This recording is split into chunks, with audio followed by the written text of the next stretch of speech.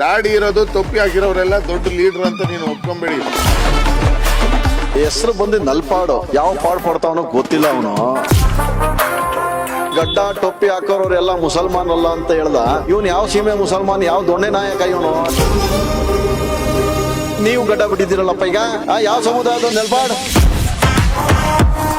ಕೂಡದೆ ಜಗಳ ಮಾಡ್ಕೊಂಡೆ ಕ್ರಿಮಿನಲ್ ಕೇಸ್ಗಳು ಇವನ ಮೇಲೆ ಮೊಕದ್ದಮೆ ಆಗಿ ಜೈಲಿಗೆ ಹೋಗಿ ಬಂದವನು ಇವನು. ದುಡ್ಡಿನ ದುರಂಕರ ಮೇಲೆ ಮೆರಿತಾ ಇರೋದು ನೆಲ್ಪಾಡು. ನಮ್ಮ ಮುಸಲ್ಮಾನಲ್ಲಿ ನೆಲ್ಪಾಡ್ ಅಂತ ಹೆಸರು ಇಲ್ಲ ನಮ್ಮ ಧರ್ಮದಲ್ಲೂ.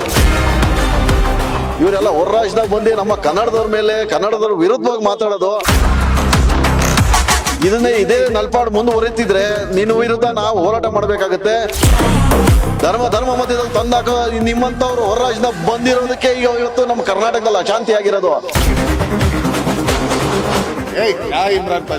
ಇಮ್ರಾನ್ ಪಾಷಾ ಯಾರಂತ ಹೇಳೋದು ಏನಯ್ಯ ಹಾಕೈತೆ? ನೀನ್ ಯಾರಪ್ಪ? BBMP ಸದಸ್ಯರಾಗಿದ್ದು Imran Pasha, education department chairman ಆಗಿದ್ದು. ಕೊಡುಗೆ ಕೊಟ್ಟಿದ್ರ ನಮ್ಮ ಸಮಾಜಕ್ಕೆ ನಿಮ್ಮ ಅಪ್ಪ ಮಕ್ಕಳು? ಬರೀ ಉಡಾಫೆ ಮಾತಾಡೋದು. ನೆಲ್ಪಾಡ್ ಇದೇ ಎಚ್ಚರಿಕೆ, ನಾಳೆಗೆ ಬಿಗೆ ಇಟ್ಕೊಂಡ್ ಮಾತಾಡಿ. ಅಲ್ಪಸಂಖ್ಯಾತರು ಏನ್ ಜೀವನ ಪೂರ್ತಿ ಗುಲಾಮ್ಗಿರಿನ ಮಾಡ್ಬೇಕಾ ಕಾಂಗ್ರೆಸ್ ಅವ್ರದ್ದು? ಈಗ ನೋಡಿ, ಹೆಸರು ಬಂದು ನಲ್ಪಾಡು, ಯಾವ ಪಾಡು ಪಡ್ತಾವನೋ ಗೊತ್ತಿಲ್ಲ ಅವನು. ನಲ್ಪಾಡು ಈಗ ಅದು ನಮ್ಮ ಮುಸಲ್ಮಾನ ಗುರೂಜಿಗಳು ಏನೋ ಮಾತಾಡೋರೆ. ಅವ್ರ ಬಗ್ಗೆ ಗಡ್ಡ ಟೊಪ್ಪಿ ಹಾಕೋರೆಲ್ಲ ಮುಸಲ್ಮಾನರಲ್ಲ ಅಂತ ಹೇಳ್ದ. ಇವನು ಯಾವ ಸೀಮೆ ಮುಸಲ್ಮಾನ್, ಯಾವ ದೊಣ್ಣೆ ನಾಯಕ ಇವನು? ನಾಯಕರಲ್ಲ ಅಂತ ಹೇಳ್ತಾನಲ್ಲ. ಇವನು ಕೂಡದೆ ಜಗಳ ಮಾಡ್ಕೊಂಡೆ ಕ್ರಿಮಿನಲ್ ಕೇಸ್ಗಳು ಇವನ ಮೇಲೆ ಮೊಕದ್ದಮೆ ಆಗಿ ಜೈಲಿಗೆ ಹೋಗಿ ಬಂದವನು ಇವನು. ಇವರೆಲ್ಲ ಹೊರ ರಾಜ್ಯದಾಗ ಬಂದು ಇವ್ರ ಅಪ್ಪ ಶಾಂತಿನಗರದಲ್ಲಿ ಶಾಸಕನಾಗಿ ಈ ದುಡ್ಡಿನ ದುರಂಕರ ಮೇಲೆ ಮೆರಿತಾ ಇರೋದು ನಮ್ಮ ನೆಲ್ಪಾಡು. ಈ ನೆಲ್ಪಾಡು ಯಾವ ಪಾಡು ನಮಗೆ ಗೊತ್ತಿಲ್ಲ. ಅದು ಹೆಸರು ನಮ್ಮಲ್ಲೂ ಇಲ್ಲ, ನಮ್ಮ ಮುಸಲ್ಮಾನಲ್ಲಿ ನೆಲ್ಪಾಡ್ ಅಂತ ಹೆಸರು ಇಲ್ಲ ನಮ್ಮ ಧರ್ಮದಲ್ಲೂ. ಅದು ಇಟ್ಕೊಂಡೆ ಸರಿ ಇರಲಿ. ವೈಯಕ್ತಿಕವಾಗಿ ಅದು ಬಹಿರಂಗ ಚುನಾವಣೆ ಆಗಿರಬೇಕು. ಧರ್ಮ ಮಧ್ಯದಲ್ಲಿ ಧರ್ಮಕ್ಕೆ ಅಪಮಾನ ಮಾಡೋದು ಇವನ್ಗೆ ಯಾವ ಅಧಿಕಾರನೂ ಇಲ್ಲ, ಯಾವ ನೈತಿಕತೆನೂ ಇಲ್ಲ. ಇವರೆಲ್ಲ ಹೊರ ರಾಜ್ಯದಾಗ ಬಂದು ನಮ್ಮ ಕನ್ನಡದವ್ರ ಮೇಲೆ, ಕನ್ನಡದವ್ರ ವಿರುದ್ಧವಾಗಿ ಮಾತಾಡೋದು. ಇವರು ಯಾವುದೇ ಕಾರಣಕ್ಕೆ ಇವ್ರು ಸರಿ ಇಲ್ಲ. ಇದೇ ನಲ್ಪಾಡು ಮುಂದುವರಿತಿದ್ರೆ ನಿನ್ನ ವಿರುದ್ಧ ನಾವು ಹೋರಾಟ ಮಾಡಬೇಕಾಗತ್ತೆ. ನೀವು ಒಂದು ಸ್ವಲ್ಪ ನಾಲ್ಗೆ ಬಿಗೆ ಇಟ್ಕೊಂಡು ಮಾತಾಡಬೇಕು. ಏಕವಚನದಲ್ಲಿ ಜನರು ಮಾತಾಡೋದು ನಿಮಗೆ ನಾಲ್ಗೆ ಐತೆ ಅಂತ ನೀವು ಮೇರಿಬಾರ್ದು. ನೀವು ಗಡ್ಡ ಬಿಟ್ಟಿದ್ದೀರಲ್ಲಪ್ಪ ಈಗ. ಯಾವ ಸಮುದಾಯದ ನೆಲ್ಪಾಡ್? ಅಲ್ಪಸಂಖ್ಯಾತರಿಗೆ ಬರೀ ಕಡೆಗಣಿಸೋದು. ಈಗ ದಾವಣಗೆರೆಯಲ್ಲಿ ಅಲ್ಪಸಂಖ್ಯಾತರು ಶಾಮನೂರು ಶಿವಶಂಕರಪ್ಪ ಅವರು ಇದ್ದಾಗ ಅಲ್ಪಸಂಖ್ಯಾತರ ಸೀಟ್ ಕೊಡ್ತೀನಿ ಅಂತ ಹೇಳಿದ್ರಂತೆ. ಅದು ಎಷ್ಟು ಮಟ್ಟಕ್ಕೆ ಸರಿನೋ ಏನೋ ಗೊತ್ತಿಲ್ಲ. ಅಲ್ಲಿರೋ ಅಲ್ಪಸಂಖ್ಯಾತರಿಗೆ ಮನ್ಸಿಗೆ ನೋವಾಗೈತೆ. ಆ ನೋವನ್ನ ಅವರು ವ್ಯಕ್ತಪಡಿಸವ್ರೆ ಹೊರತು ಅದು ಬೇರೆ ಯಾವುದೋ ಅದು ಯುದ್ಧ ಮೈದಾನ ಅಲ್ಲ ಅದು.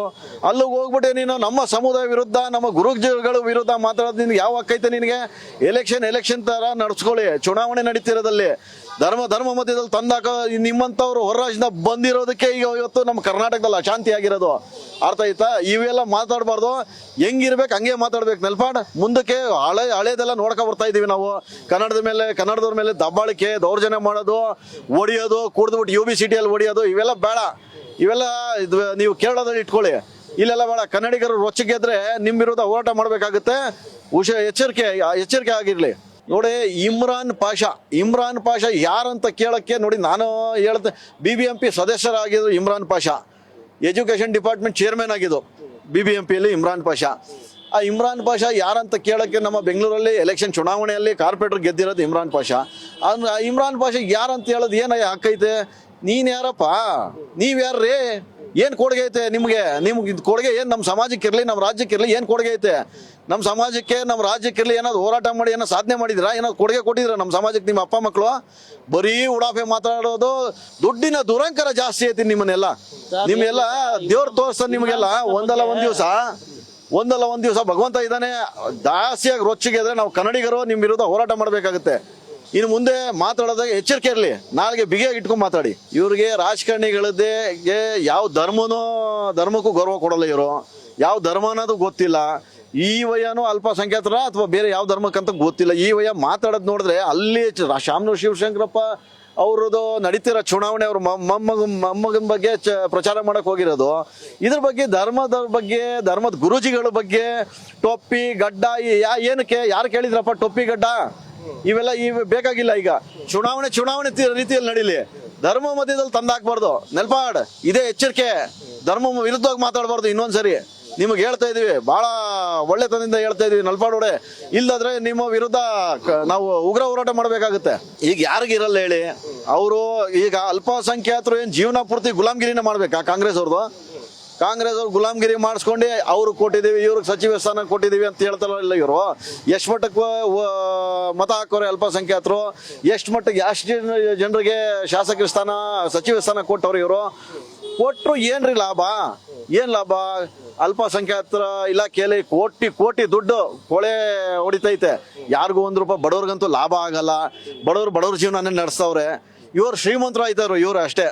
ಇವ್ರು ಅಲ್ಪಸಂಖ್ಯಾತರು. ಆಮೇಲೆ ಒಗ್ಬೋಟು ಜಮೀನಂತೆ ಅದು ಒತ್ತುವರಿ ಮಾಡ್ಕೊಳ್ಳೋದು, ಎಷ್ಟು ಬೇಕು ಒತ್ತುವರಿ ಮಾಡ್ಕೊಂಡು ಜಮೀನು. ಇವ್ರ ಅಪ್ಪನ ಮನೆ ಆಸ್ತಿ, ಇವ್ರ ಅಪ್ಪನ ಮನೆ ಸ್ವತ್ತು ತಾಬಂದಿ ಸರ್ಕಾರಿ ಇಲ್ಲ ಒಗ್ಬೋಟ್ ಆಸ್ತಿ ಎಲ್ಲ ಇವರು ಗೊಳುಮಂತ ಸ್ವಾಹ ಮಾಡ್ಬಿಡೋದು, ತಿನ್ಬಿಡೋದು, ₹1,00,00,000 ಮಾರೋದು, ಹೋಗಿ ಬಂಗ್ಲೆ ಕಟ್ಕೊಂಡು ಐಷಾರಾಮಿ ಜೀವನ ಮಾಡಿ ಅದೇ ದುಡ್ಡಲ್ಲಿ ಚುನಾವಣೆಯಲ್ಲಿ ಗೆದ್ದೆ ನಮ್ಮ ಮೇಲೆ ದಬ್ಬಾಳಿಕೆ ಮಾಡೋಕೆ ಇವರೆಲ್ಲ. ನಮಗೆ ಬೇಕಾ? ಇಂಥವ್ರೆಲ್ಲ ನಮಗೆ ಬೇಕಾಗಿಲ್ಲ.